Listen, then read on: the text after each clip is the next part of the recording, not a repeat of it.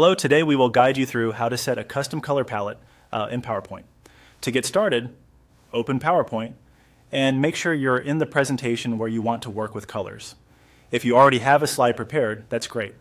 If not, you can still follow along with any presentation, since this process works the same way. The goal here is to access PowerPoint's color controls so you can begin shaping a palette that fits your presentation style. Once PowerPoint is open, highlight a sample shape on your slide.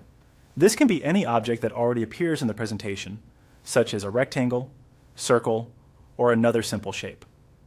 Selecting a sample shape is helpful because it gives you something visible to apply and preview colors on as you work. That way, you can immediately see how your chosen colors look in the context of your slide instead of guessing from the menu alone. Next, move to the Design tab at the top of the PowerPoint window. This area contains theme and formatting options that affect the overall visual style of your presentation. The Design tab is where PowerPoint groups many of the tools related to coordinated colors, fonts, and backgrounds. So it's the right place to go when you want a more polished and consistent look across your slides. From there, click on the Colors drop-down menu.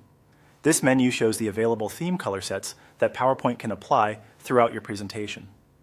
Opening this menu is an important step because it gives you access to the color options that influence how shapes, charts, text accents, and other design elements appear together. Using theme colors instead of random individual colors usually creates a cleaner and more professional result. After the menu opens, select a sample color set. As you choose one, pay attention to how the selected shape updates, along with the overall feel of the presentation. This preview helps you quickly judge whether the palette fits your brand, your topic, or the mood you want to create. If you're aiming for a business presentation, you might prefer more restrained tones. For something creative or educational, you may want a brighter palette with stronger contrast.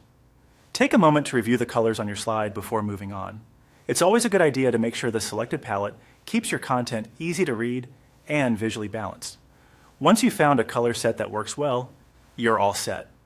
You've successfully chosen a custom color direction in PowerPoint and taken an important step toward a more cohesive presentation.